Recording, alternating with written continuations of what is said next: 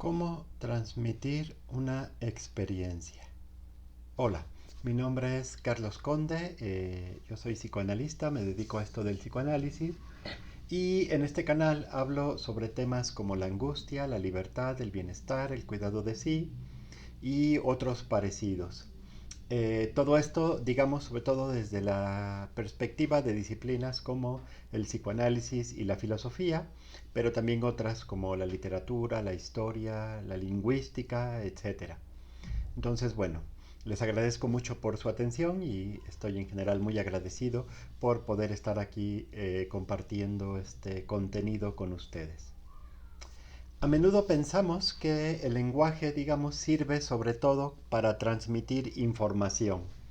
Digo, también sabemos que tiene otros usos, ¿no? Como expresar sensaciones, emociones y sentimientos, indicar o ordenar la realización de algunas actividades, en fin, cuestiones como las que estamos acostumbrados normalmente. Pero justamente por eso a veces se nos olvida que el lenguaje también sirve para otras cosas más, a lo mejor incluso más profundas, podríamos decir. Por ejemplo, tiene funciones que están menos supeditadas a la simple transmisión de la información, al registro de experiencias internas o a la acción. Por ejemplo, se nos olvida a veces que el hablar ya es un acto en sí mismo, ¿no? O sea, tenemos como esta tendencia a pensar mucho que está el actuar y está el hablar y que son dos cosas separadas. Aunque, por ejemplo, creo que era Woody Allen el que decía que es mejor eh, hacer las cosas que decirlas, porque al hacerlas se decían solas. Por ejemplo, ahí se ve un poco esta distinción, ¿no? Entonces yo creo que es muy importante rescatar esta otra dimensión que a veces se nos pierde de el hablar como un acto en sí mismo.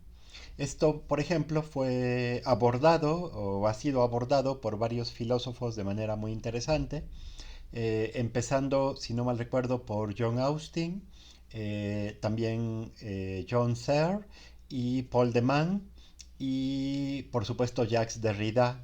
Creo que son algunos de los principales que iniciaron, ¿no? Que retomaron mucho este tema de la palabra como acto. Para intentar entender esto mejor, eh, digamos, algunos de los ejemplos más claros son cuando un sacerdote, por ejemplo, dice, los declaro marido y mujer durante la celebración de una ceremonia, ¿no? De un matrimonio. O cuando un juez le dice a una persona, lo sentencio a tantos años de prisión, ¿no? Por ejemplo. Eh, al decir estas cosas, estas personas investidas de una cierta autoridad, por las razones que sean, no solamente están transmitiendo una información, no solamente están expresando algo, y ciertamente no están solamente ordenando que se haga algo, ¿no? Sino que en el acto de decirlo, lo están declarando hecho, ¿no? Cuando un sacerdote declara marido y mujer a una pareja, eso genera una realidad en la que de ahí en adelante van a ser marido y mujer. Cuando el juez sentencia a una persona a cierto número de años de prisión, por ese hecho, ¿no? Esa persona queda condenada a tener que cumplir esos ciertos años de prisión. Entonces, por ejemplo, ahí podemos ver muy claramente algo del el carácter performativo de la palabra, es decir, del carácter de acción que tiene la palabra.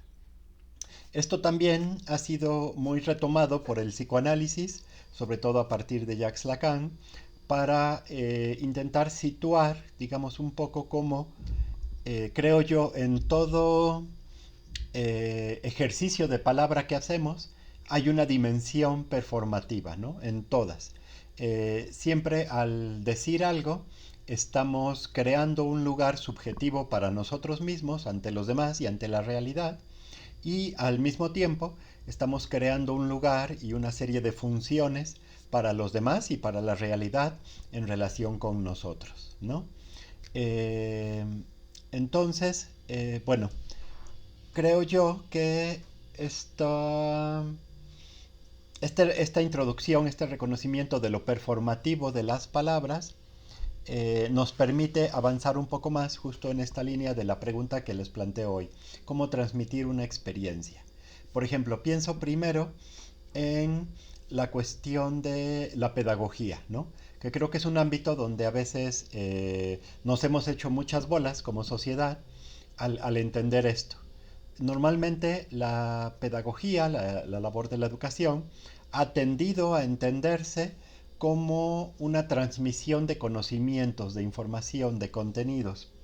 Sí, también se habla de la transmisión de valores, por ejemplo, pero incluso en muchas ocasiones la transmisión de valores se supedita a la transmisión de conocimientos, ¿no? Es como si yo te digo, estos son los valores que hay que tener, entonces ya como por arte de magia tú deberías poderlos sostener porque ya te los transmití. Pero ahí nos equivocamos porque justo confundimos transmitir una experiencia con transmitir un conocimiento.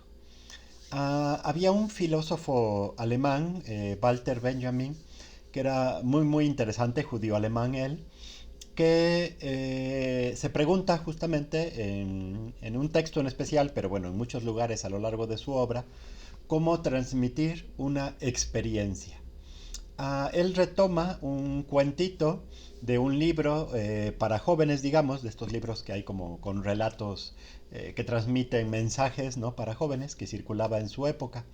En este libro, en este relato en especial, un hombre en su lecho de muerte le dice a sus hijos que en algún lugar del terreno que tenían, que era un terreno muy grande porque ellos cultivaban uvas, ¿no? Tenían viñas, que en algún lugar del terreno él había enterrado mucho dinero.